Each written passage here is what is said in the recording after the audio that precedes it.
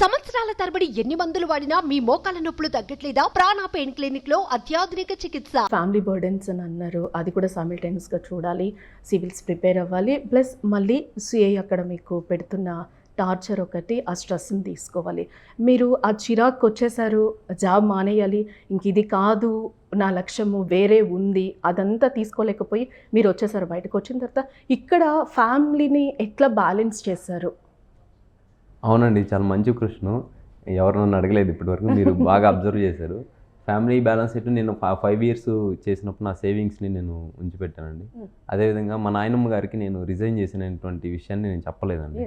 ఎందుకనంటే ఆమెకి ఇప్పుడు ఎట్లా ఉంటుందంటే తల్లిదండ్రులు లేరు, సరే పిల్లవాడికి ఏదో జాబ్ వచ్చింది, సో కొద్దిగా ఉపశమనం వచ్చింది, ప్లస్ పెళ్లి చేసేస్తే ఒక ఫ్యామిలీ ఏర్పడుతుంది వీళ్ళకి అనేటువంటి ఆలోచనతోటి ఆమె ఉండేది. సో మా నాన్నమ్మ గారు అట్లా ఉండేసి ఓకే మళ్ళీ నేను ఏదన్నా లీవ్కి వెళ్తానా, ఇన్ఫ్యాక్ట్ నేను ఢిల్లీ ప్రిపరేషన్కి వెళ్తాను అన్నప్పుడు ఆమె నువ్వు ఢిల్లీ వెళ్తే నేను ఊరేసుకుని చనిపోతానని చెప్పాను.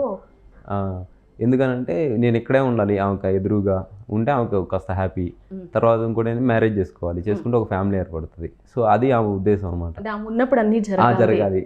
సో నువ్వు ఢిల్లీ వెళ్తే నేను ఊరేసుకొని చనిపోతాను అనేది. సో అటువంటి ఇంపల్సివ్ మైండ్ ఉన్న మనిషికి నేను రిజైన్ చేశాను చెప్తే ఆమె తట్టుకోలేదు. సో నేను అప్పుడు నాకు ర్యాంక్ వచ్చే వరకు ఆమెకి నేను రిజగ్నేషన్ చేసిన సంగతి తెలియదు. హైదరాబాద్లో జాబ్ చేస్తున్నాను అని చెప్పేసి చెప్పా, మా తమ్ముడికి చెప్పాను, అట్లాగే అందరికీ చెప్పాను. చెప్తే అట్లాగే మేనేజ్ చేశాను. అంటే నానమ్మతో కూడా మీకు ఎక్కువ అటాచ్మెంట్ అని విన్నాం. అవునండి, చాలా ఎక్కువ అటాచ్మెంట్. చిన్నప్పటి నుంచి మా అమ్మగారు లేని లోటు మాత్రం నాకు చూపించలేదు ఆమె, అంటే పోషణ పరంగా వాటి పరంగా. ఎమోషనల్గా ఏంటంటే కొన్ని ఇప్పుడు ఆమెకు చెప్తే అర్థం కాదు. ఎగ్జామ్లో ఫెయిల్యూర్ అయ్యాము అంటే అన్నయ్య రాసిన మార్కులు వచ్చినాయా అంటది, ఆమెకి పాస్ అయ్యే రిజల్ట్స్ అనేది కూడా తెలియదు.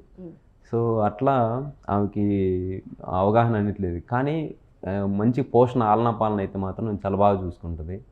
ఇంకా మోర్ దాన్ మదర్ లాగే ఇంకా ఆమె మమ్మల్ని అఫెక్షనేట్గా చూసుకునేది అన్నమాట. ఇప్పుడు హ్యాపీయా? ఇప్పుడు హ్యాపీ, చాలా హ్యాపీ అండి. మీరు దాచిన దానికి ఈరోజు రివీల్ అయిపోయిన తర్వాత ఆ హ్యాపీనెస్ ఎట్లుండే నానమ్మది? ఆమె ఫస్ట్ చెప్పగానే పోలీసు వాడు అనుకున్నారా, దొంగోడరా వీళ్ళు చెప్పలేదు అంటే అట్లా అన్నది. తర్వాత ఆమెకు తెలియదు సివిల్స్ అంటే కూడా ఏంటిదని. మా ఫ్రెండ్ ఒక ఆయన విఆర్ఓ ఉండేది, యోగి అని, ఆయన నా దగ్గరికి వచ్చినప్పుడు కార్ వేసుకొని వస్తుంటాడు. వచ్చినప్పుడు ఆమె చూసి ఇప్పుడు జాబ్ వచ్చిందంటే విఆర్ఓ కంటే మంచిదేనా, విఆర్ఓ జాబేనా అంటది. సో అది దానికంటే పెద్ద జాబే అని చెప్పి అప్పుడు చెప్పడం జరిగింది అనమాట. ఇన్ఫ్యాక్ట్ నేను నిద్ర లేవగానే ఏం చేస్తానంటే ఫస్ట్ నాకు జన్మనిచ్చిన తల్లిదండ్రులకి, నన్ను పెంచి పెద్ద చేసిన మా నాయనమ్మకి, నాకు చదువు చెప్పినటువంటి నా గురువులకి, నాకు కూడు పెట్టినటువంటి నా పోలీస్ ఉద్యోగానికి నేను ఫస్ట్ దండం పెట్టుకుంటాను, చివరిగా దైవానికి పెట్టుకుంటాను. సో ఇట్లా ఆ గ్రాటిట్యూడ్ నేను ఎవ్రీడే దాన్ని చూపిస్తానండి. సుమన్ టీవీలో మీ పర్సనల్ అండ్ బిజినెస్ ప్రమోషన్స్ కోసం కింది నెంబర్కి కాంటాక్ట్ చేయండి.